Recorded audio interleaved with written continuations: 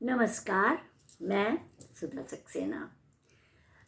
हम सब यदि गौर करें आज की परिस्थितियों पर, तो हमारे पास भौतिक सुख सुविधाओं की कमी नहीं है।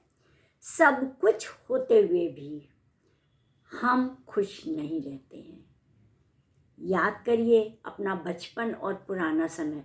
विज्ञान ने इतनी उन्नति नहीं करी थी, हम हर कार्य अपने आप से करते थे। उस समय परिवार में रह कर के, सबके साथ रहकर हम कितने खुश रहते थे।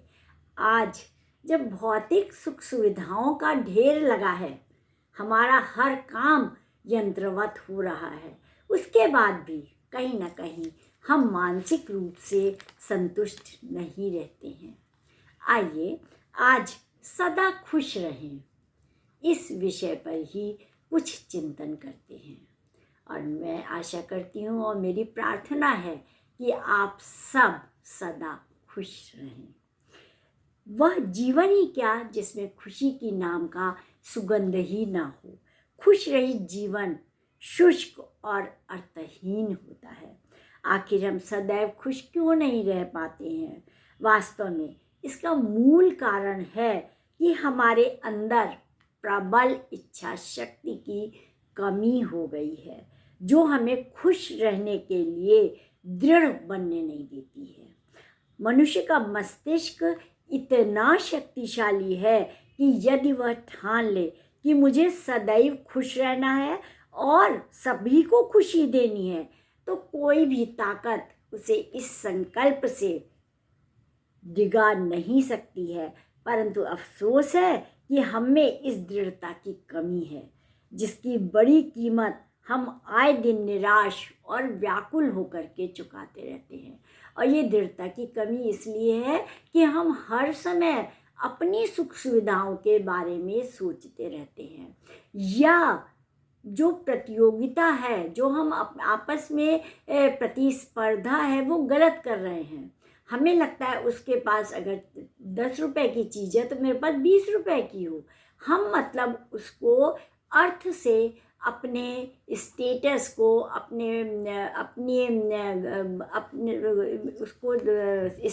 अपने स्टेटस को हम आंकते हैं।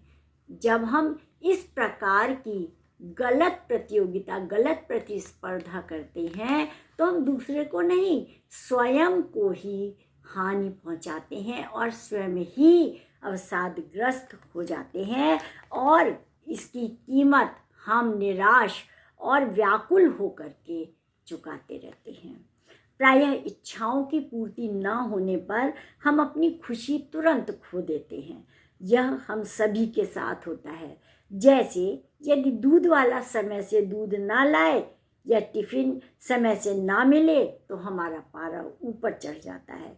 ऐसी अनेक छोटी छोटी बातें रोजमर्रा में होती हैं, जिसके कारण से हम हताश और दुखी होते रहते हैं। अंततः हम मानसिक तनाव में रहने के अभ्यस्त हो जाते हैं। हमारी खुशी के आड़े आने वाला एक और कारक है, वह है कि अतीत के बारे में सोचने की हमारी बुरी आदत है। जब तक हम इस लत से छुटकारा नहीं पाएंगे, तब तक हमारे जीवन से खुशी दूर ही रहेगी। हमें इस बात को समझना चाहिए कि अतीत तो पीछे छूट गया है, अब वह हमारे साथ नहीं आएगा। हमें भविष्य के लिए सोचना है और वर्तमान में कार्य करना है। वर्तमान में जैसी भी परिस्थिति है, जितनी भी क्षमता है, हम उसी के अनुसार तो कार्य करेंगे। और आज अगर हम भौतिक जगत में देखें तो हर कार्य के लिए हम दूसरे पर आश्रित हो गए हैं। खुद तो हम कुछ भी नहीं करना चाहते। हम चाहते हैं कि हम बस बैठे रहें भौतिक सुख सुविधाओं में और हमारे कार्य होते रहें। उसका परिणाम ये होता है कि जब हम दूसरों के आश्रित होने पर हमारा कार्य नहीं होता, तो हम स्वाभाविक रूप से है कि हम जो है तो विह्वल होंगे, परेशान होंगे, दुखी होंगे और मानसिक तनाव होगा। यदि दूध वाला नहीं आया है तो हम जा कर के भी तो ला सकते हैं, या हमारी काम वाली नहीं आई है तो थोड़ा काम हम घर में भी तो कर सकते हैं।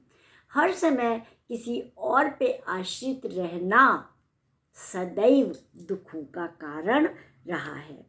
जो हमारे हाथ में है वह है हमारा वर्तमान और हमारा भविष्य।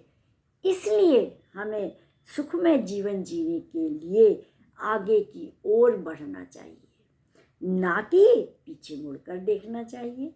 स्मरण रहे, जो लोग उस चीज को सराहना नहीं कर सकते जो उनके पास है, तो वो कभी भी खुश नहीं रह सकते। अर्थात जो कुछ ईश्वर ने हमें दिया है, यदि हम उसको पाकर के खुश हैं, उसकी सराहना करते हैं, तभी हम स्वयं को मानसिक रूप से संतुष्ट कर पाएंगे।